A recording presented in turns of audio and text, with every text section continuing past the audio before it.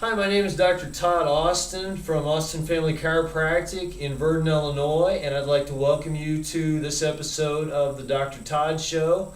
Today, my guest is one of my clinical nutrition mentors. He's on the show once again. It's glad to have you back, Dr. Brian Reid. So Thank you for joining me. Hey, I'm happy to be here.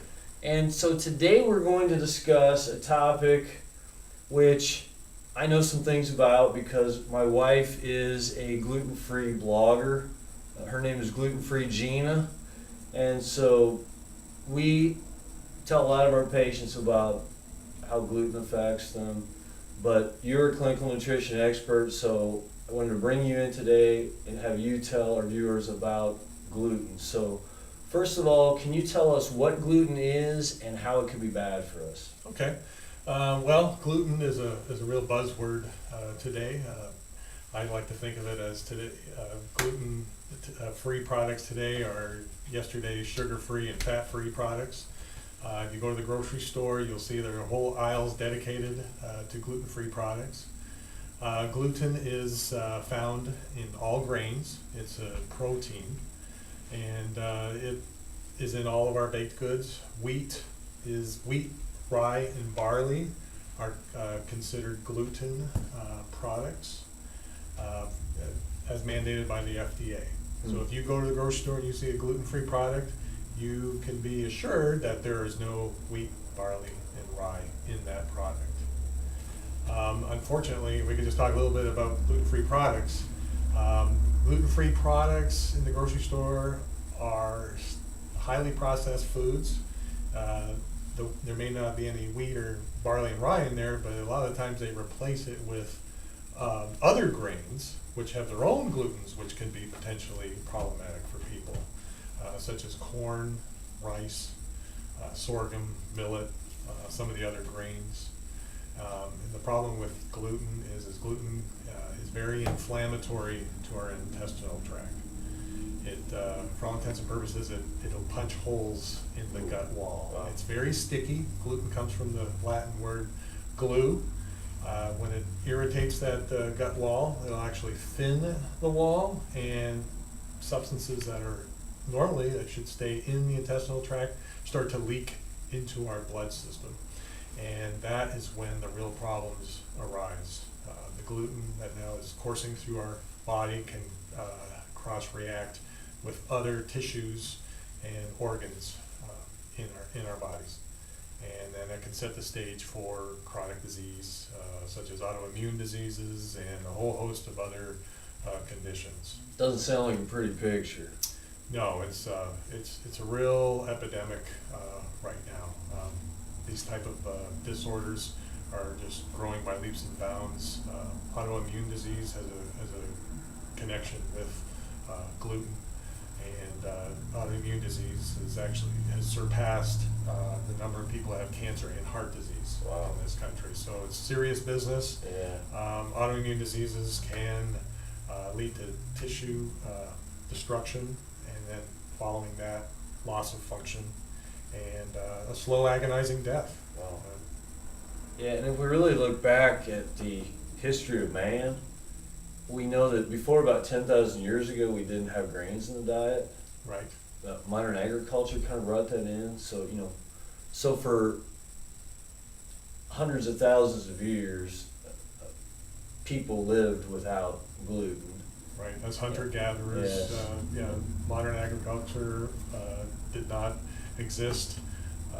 Again, a lot of these genetically modified grains are highly toxic, and they comprise a large part of our diet. True, and we didn't really die of chronic diseases back then either. No, you're absolutely now we right. have gluten and we have chronic diseases. Thank you very much. Yes, absolutely. And I like to also just contrast between some of the different terms. There's gluten allergy, gluten intolerance, and gluten sensitivity. A lot of people use these words synonymously. Like interchangeably. Right. But there are differences there. A gluten allergy is like any allergy where you'll have an immediate response.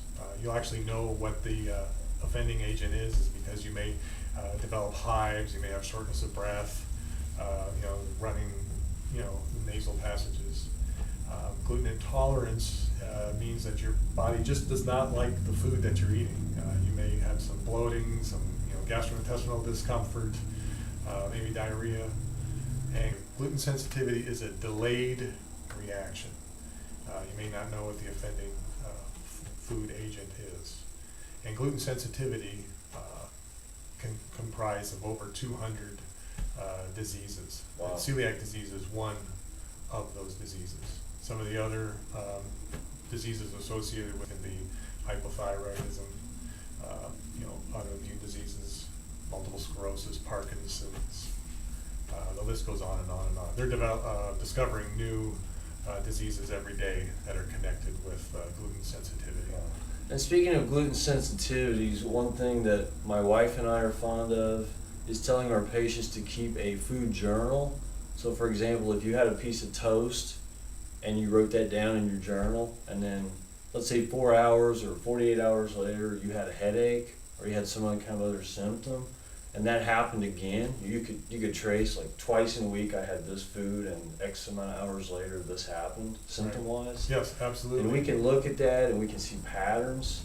And so I recommend people to go on a gluten-free diet for about 3 weeks and keep a food journal, and they can see how they react. Yeah, they might be able to connect some of the dots there with their diet. For people that can't do that, because gluten is in everything. It's there's hidden gluten sources. Gluten's in medications. Gluten's in your toothpaste, shampoo. It's hard to avoid. And again, even with these gluten-free products, they did a study and they found that 41% of gluten-free products out there were cross-contaminated with gluten. Oh, okay. So Well, you can't put a lot of faith in the manufacturing process of these gluten-free products.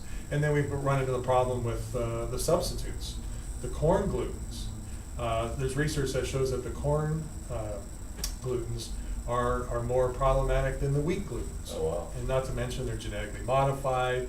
They have other toxins, pesticides, fungicides, growth hormones in there, which can also damage our gut wall, causing it to become leaky.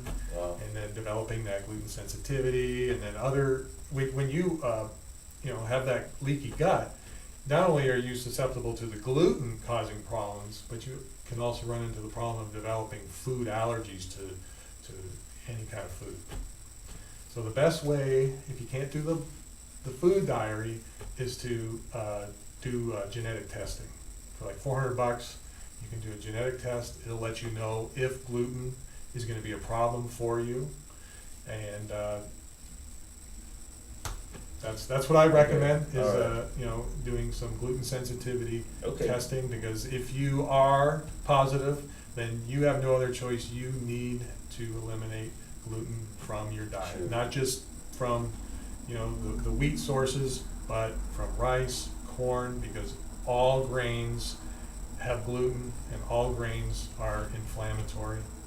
And if they don't get off of those foods, then you run the risk of having that tissue destruction, loss of function, and then developing these chronic diseases that will lead to an early death. Yeah, and one of the best ways is just to eat whole foods, real foods, like eat a lot of vegetables. I can guarantee you that if you eat a bunch of steamed broccoli, it has no gluten in it.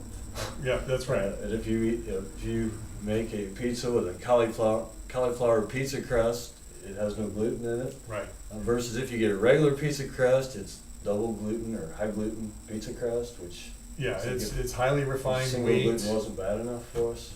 Yeah, highly refined wheat.